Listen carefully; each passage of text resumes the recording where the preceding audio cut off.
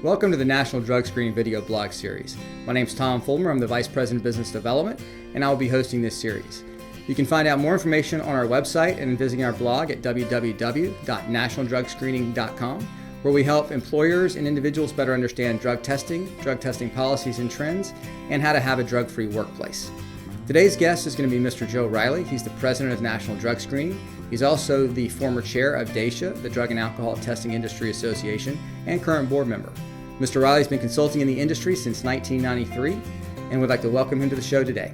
Today's topic on the National Drug Screening Video Blog Series involves designated employer representatives. So Joe, are there training requirements for someone to act as a DER or designated employer representative within a company? Well, Tom, that's a good question regarding training requirements for the designated employer representative, who in a DOT drug testing program, the company is required to have such a person, commonly called a DER or a DER. And DOT does not dictate or require any training requirements, but it's certainly a great idea for someone who's acting in a position of authority that is overall responsible for the DOT drug testing program, that they get some training. And we do, as you know, Tom, we have multiple outlets of providing that DER training for people that are in that position. Excellent. Can you share a couple of those options for them as far as how they might be able to go about getting that training? Sure, absolutely. We do live DER training, custom package for a company. It could be one-on-one, it could be a group. We do webinar training for DERs. We get DERs all across the country in our webinars. And that's live webinar trainings? Live webinar training all across the country. We had one recently with about 100 people on it. And then also we have computer-based online DER training, which a DER can access on his own time schedule or her own time schedule right in front of their computer. They can go through the training, and it has some quizzes to make sure they're getting through it properly. And then at the end, it self-produces their certificate of training for the DER or the designated employer representative position. That's excellent. Now, are there specific supervisory responsibilities or responsibilities if the DER is supervising either DOT or non-DOT employees? And is there any difference in that, some specific roles and responsibilities they have within the company? Well, yes. The DER term was actually coined by the United States Department of Transportation as, again, the designated employer representative, who is overall in charge of the DOT drug and alcohol testing program. So that term is now used also in non-regulated companies, basically to describe also the overall person in charge of the drug and alcohol testing program.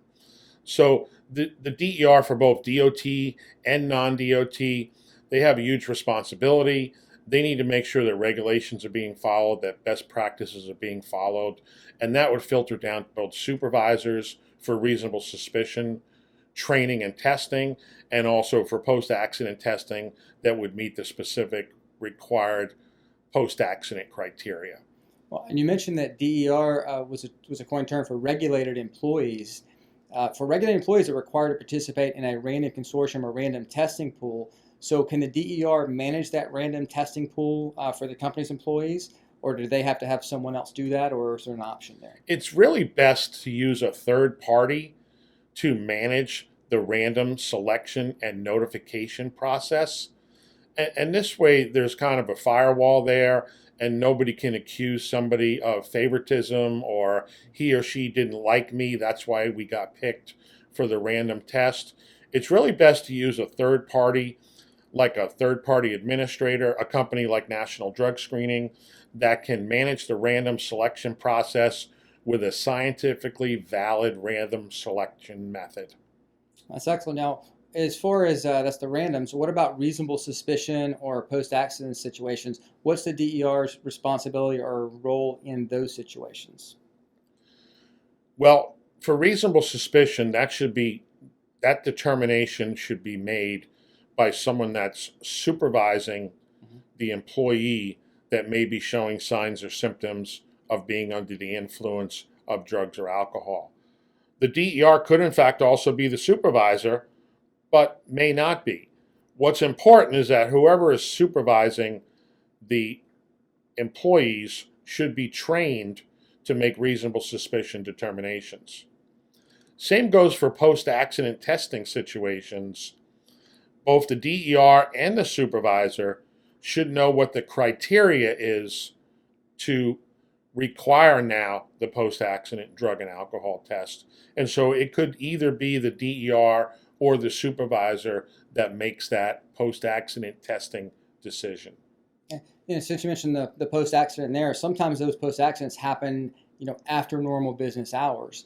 What times of day does the DER, do they need to have an alternate in place? What time do they need to be available depending on the hours of operation of the company? Does it make any difference? Can they work 9 to 5, or do they have to be available at different times? Well, as you know, in the trucking industry, a lot of trucks are rolling 24/7. They may be driving overnight. Same thing in the bus industry. If there's an accident, there's got to be a supervisor on call or somebody that the driver calls to say, hey, I had an accident. Then the testing starts. Now, when the testing is done, the alcohol test is an immediate test, and the breath alcohol technician will get an immediate result. And DOT requires that immediate result for the alcohol be communicated to the DER. So in all reality, the DER needs to be on call 24/7, or there needs to be an alternative DER.